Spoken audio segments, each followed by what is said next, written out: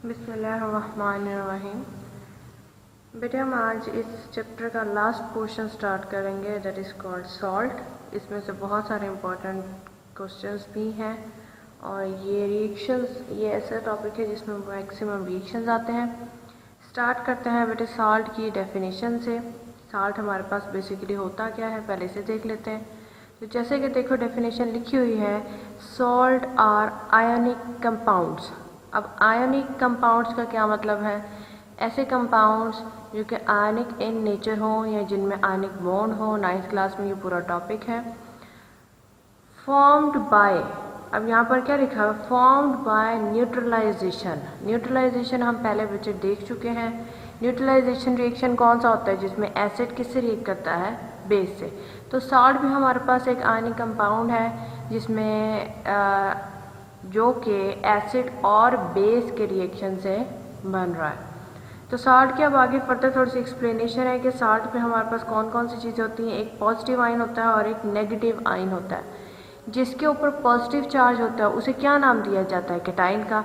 जबकि जिसके ऊपर नेगेटिव चार्ज होता है उसके ऊपर उसे क्या नाम दिया जाता है? एनाइन का। तो ये हमारे पास इसके दो क्वेश्चंस होते हैं, दो पार्ट्स होते हैं, एक केटाइन एक एनाइन। केटाइन पर पॉजिटिव चार्ज होता है, एनाइन पर नेगेटिव चार्ज होता है। अब ये केटाइन बनते किस तरह हैं? ये केटाइन हमारे पास एक बेस से डिराइव होते हैं। बेटे आपको पहले भी मैंने समझाया था कि जो बेस हमारे पास है वो हमारे पास ज़्यादातर कौन सा है? लोन पेयर हमारे पास डोनर है। जी हाँ, हम मेटल्स की भी बात कर सकते हैं। अक्सर मेटल्स हमारे पास एक्ट एज अ बेस करती हैं और यही हमारे पास केटाइन्स बनाती हैं। हम आगे डिटेल भी इनकी थोड़ी सी पढ़ लेंगे, एग्जांपल्स देख लेंगे। और इनको क्या नाम दिया जाता है? Basic radical. बेस से डिराइव हो रही हैं इसलिए इन्हें क्या नाम दिया जा रहा है? Basic radicals. जबकि नेगेटिव आयन की हम बात करें तो ये किससे डिराइव होता है? एसिड से, और इसे इसीलिए क्या नाम दिया जा रहा है? Acidic radical. तो यहाँ तक ये चीज़ थोड़ी सी क्लियर आप लोगों ने रखनी है कि हमारे पास एसिड और बेस के रिएक्शन से क्या बन रहा है? सॉल्ट।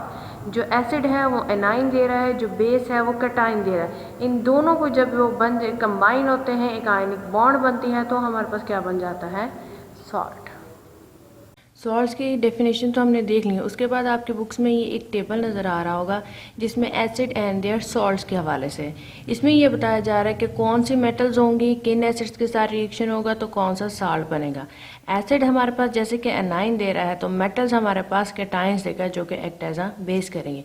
तो सबसे पहला स्टार्ट करते हैं सोडियम।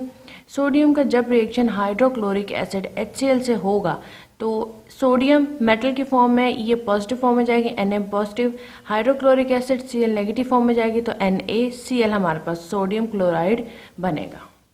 इसके बाद पोटाशियम और नाइट्रिक एसिड। पोटाशियम के, नाइट्रिक एसिड HNO3। तो NO3 पर नेगेटिव, K पर पॉजिटिव, KNO3। तो पोटाशियम नाइट्रेट KNO3। इसके बाद जिंक और sulphuric acid. Sulphuric acid SO4 पर नेगेटिव, Zn पर पॉजिटिव, तो ZnSO4।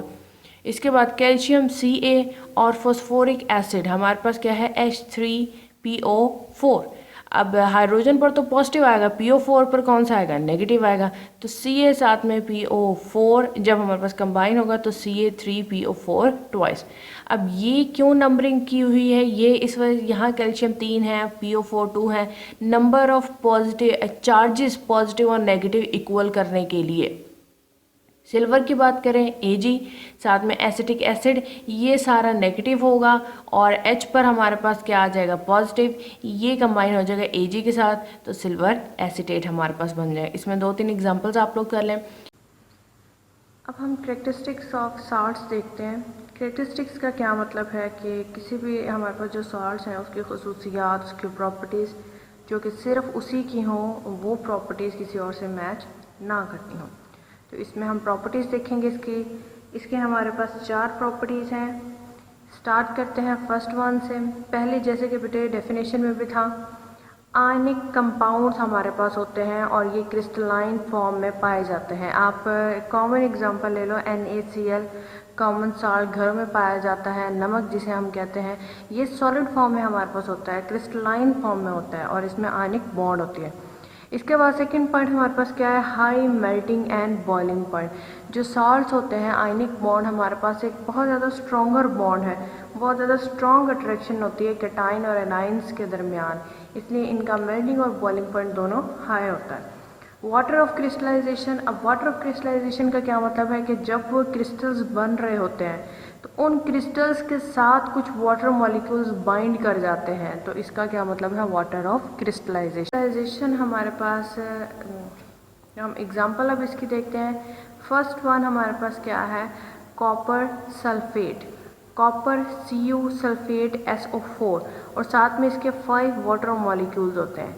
अब नेक्स्ट देखें calcium sulphate, calcium Ca sulphate SO4 साथ में .2H2O।